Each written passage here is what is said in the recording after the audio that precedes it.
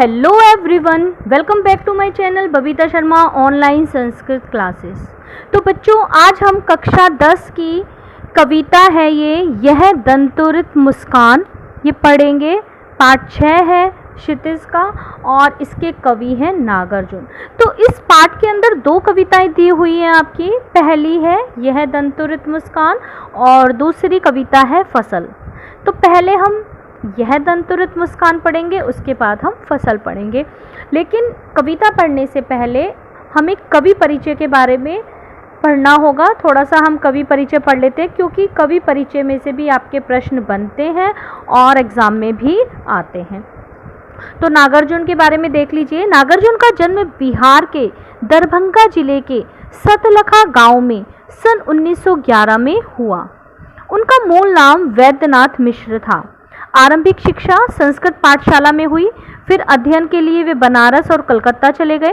1936 में वे श्रीलंका गए और वहां उन्होंने बौद्ध धर्म ग्रहण कर लिया।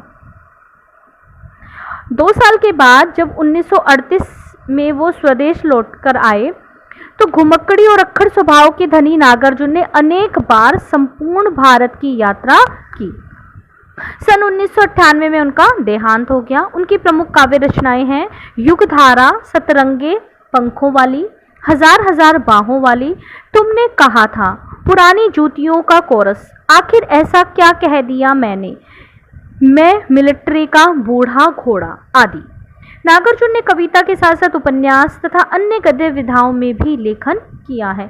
उनका संपूर्ण कृतित्व नागार्जुन रचनावली के नाम से 7 खंडों में प्रकाशित है।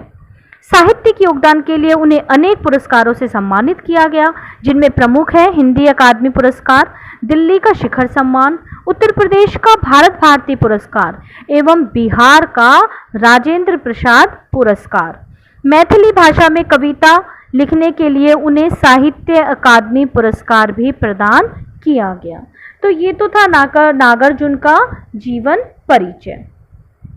अब हम इस कविता के बारे में थोड़ा सा जान लेते हैं कि ये जो कविता है जिसका शीर्षक है यह दंतुरित मुस्कान। इस कविता में कवि ने एक छोटे से बच्चे की मनोहारी मुस्कान का वर्णन किया है।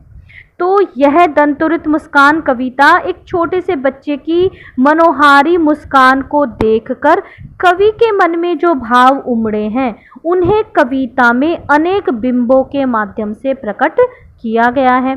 कवि का मानना है कि इस सुंदरता में ही जीवन का संदेश है। यानी इस छोटे से बच्चे की जो ये मनमोहक मुस्कान है, इसको देखकर ही व्यक्ति अपने सारे दुखों को भूल जाता है। इसी में ही जीवन का सार है। इस सुंदरता की व्याप्ति ऐसी है कि कठोर से कठोर मन वाला भी पिघल जाए। यह दंतुरित मुस्कान की मोहकता तब और बढ़ जाती है जब उसके साथ नजरों का बाकापन जुड़ जाए। यानी बच्चा भी साथ के साथ देखे और मुस्कुराए आपको देखकर, तो आप एकदम उससे जुड़ जाते हो, अपने आप को उससे जोड़ लेते हो। और फिर चाहे कोई व्यक्ति कितना भी कठोर हृदय क्यों ना हो, उस बच्चे की मुस्कान को देखकर उसका मन पिघल ही जाता है। तो इसके अंदर मैं आपको बता दूं, इसमें कवि ने अपने आप को प्रवासी बताया है या अतिथि बताया है। कि कवि ने इसमें वर्णन किया है कि वो यात्राओं के कारण अपने परिवार से, अपने बच्चे से, अपनी पत्नी से दूर रहता है और बहुत दिनों के बाद जब वो घर वापस लौटा तो उसने अपने छोटे से बच्चे को देखा और उसकी जो मुस्कान थी उसका वो वर्णन कर रहा है। उसके मन में जो उसकी मुस्कान को देखकर भाव उत्पन्न हुए कवि के मन में, तो उन भावों को कवि ने अपनी कविता के माध्यम से प्रकट किया है। तो कविता शुरू करते हैं। यह दंतुरित मुस्कान। अब दंतुरित का मतलब होता है दांतों वाली। छोटे छोटे से जो दांत होते हैं, छोटे बच्चे के आपने देखा होगा ना, जैसे 6 या 8 महीने का जो बच्चा होता है, बहुत छोटा सा बच्चा जिसके अभी दांत निकलने शुरू हुए हैं। तो कवि कहता है तुम्हारी यह दंतुरित मुस्कान। उस छोटे से बच्चे को संबोधित करता हुआ कवि कह रहा है कि तुम्हारी ये नन्हे नन्हे दांतों वाली जो मुस्कान है इतनी मनमोहक है कि मृतक में भी डाल देगी जान। कि मृतक पड़े हुए व्यक्ति में भी कहने का आशय मृतक का मतलब ये नहीं है कि मरा हुआ व्यक्ति, जैसे कि जो निराश या उदास व्यक्ति है या फिर बेजान व्यक्ति है, जो हताश होकर बैठा है, जिसको बहुत दुख है अपने जीवन में, दुखी होकर वो बैठा है, लेकिन यदि वो तुम्हारी इस मधुर मुस्कान को एक बार देख ले, तुम्हारी इस दंतुरित मुस्कान को वह देख ले, तो एक बार तो वो भी प्रसन्नता से खिल उठे, वह उसमें भी जान डाल देगी। तुम्हारी ये जो दंतुरित मुस्कान है मृतक व्यक्ति में भी जान डाल देगी, यानी हताश और निराश उदास व्यक्ति के अंदर भी, बेजान से व्यक्ति में भी यह जान डाल देगी, वह भी इसे देखकर प्रसन्न हो उठेगा। धूली धूसर तुम्हारे ये गात, गात मतलब शरीर, धूली धूसर धूल से सने हुए। अब कवि उस बच्चे के लिए कह रहा है कि धूल से सना हुआ तुम्हारा ये जो शरीर है, छोड़कर तालाब मेरी झोपड़ी में खिल रहे जलजात, जलजात का मतलब कमल, जल जमा जात, जल में जात मतलब उत्पन्न होना, जो जल में उत्पन्न होता है अर्थात कमल। तो कवि कहता है कि तुम्हारा ये धूल से सना हुआ शरीर ऐसा लग रहा है मानो कमल छोड़कर तालाब, तालाब को छोड़कर मेरी झोपड़ी में खिल रहा है, यानी उस छोटे से बच्चे के शरीर को कवि कमल के समान सुंदर बता रहा है। और कवि कह रहा है कि जो कमल है वो तालाब को छोड़कर मेरी झोपड़ी में आ गया है।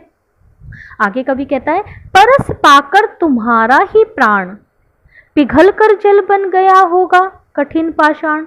कवि कहता है कि तुम्हारा ही प्राण, प्राण मतलब प्राणवान, कवि उस बच्चे को कह रहे हैं कि तुम प्राणवान हो, प्राणों को देने वाले हो, और तुम प्राणवान का परस पाकर, स्पर्श पाकर कोई भी व्यक्ति जो कठिन पाषाण, कठिन का मतलब कठोर, पाषाण मतलब पत्थर, कठोर चट्टानों रूपी यानी कठोर हृदय वाला व्यक्ति भी, कठोर चट्टाने भी पिघलकर जल बन गया होगा, यानी कठोर चट्टाने भी पिघलकर जल बन जाए। अर्थात तुम्हारी इस मुस्कान को देखकर पत्थर हृदय वाला जो मनुष्य है वो भी पिघलकर अति कोमल बन जाए, बहुत ही सॉफ्ट हृदय वाला बन जाएगा। वो चाहे कितना भी कठोर क्यों ना हो, लेकिन अगर उसने तुम्हारी मुस्कान को उसने देख लिया तो वह भी कोमल हो जाएगा। और कोमल किसके समान, आगे देखो, छू गया तुमने कि झरने लग पड़े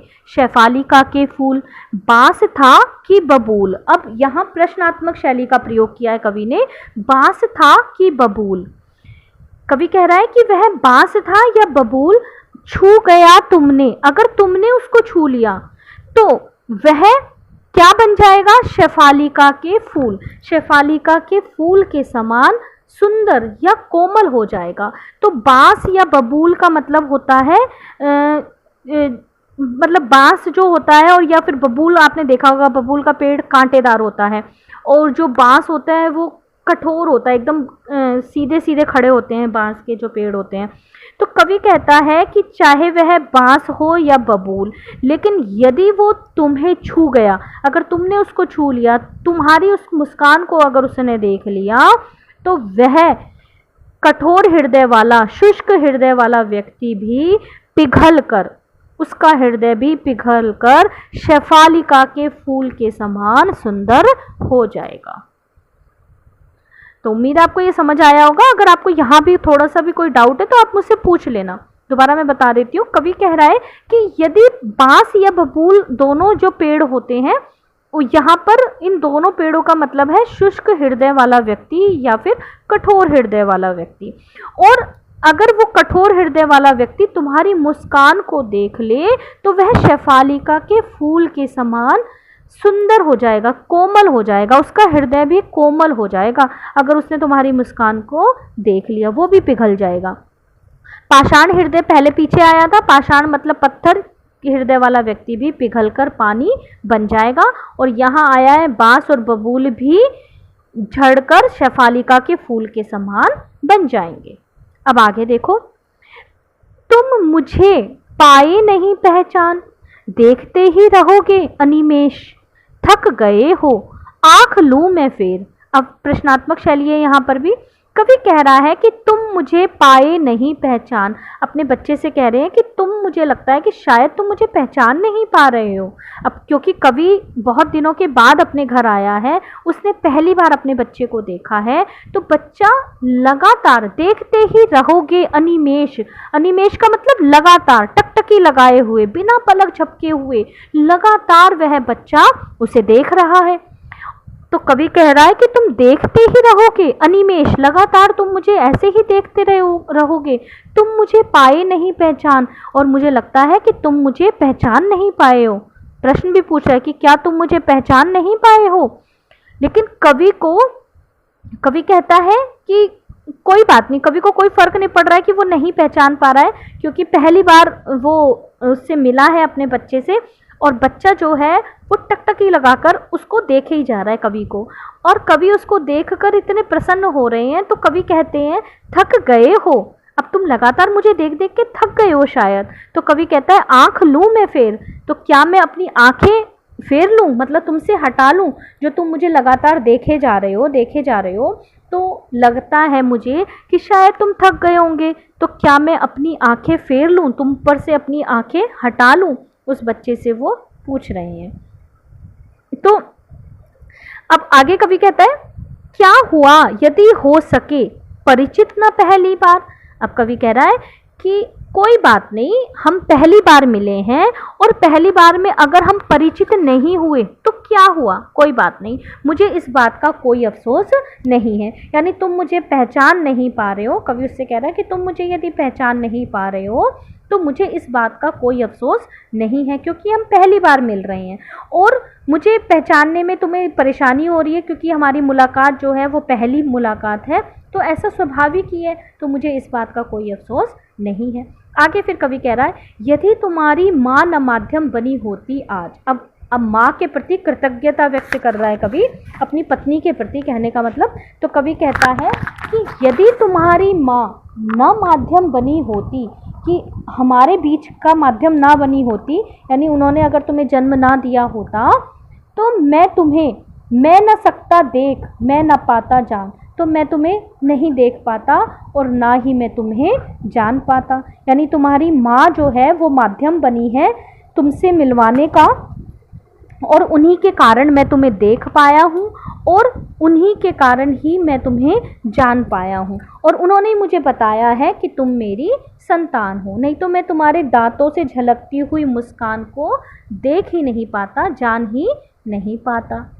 आगे कवि कहता है तुम्हारी यह दंतुरित मुस्कान, तुम्हारी यह छोटे छोटे दांतों वाली मुस्कान, धन्य तुम, माँ भी तुम्हारी धन्य। अब कवि कहता है कि तुम धन्य हो, क्यों, क्योंकि तुम्हारी इस दंतुरित मुस्कान के कारण तुम धन्य हो, और तुम्हारी माँ भी धन्य है क्योंकि उसे तुम्हारा यह रूप सौंदर्य देखने का अवसर मिला है, तुम्हारी इस रूप छवि को वो देख पा रही है, निहार पा रही है, इस कारण वह भी धन्य है।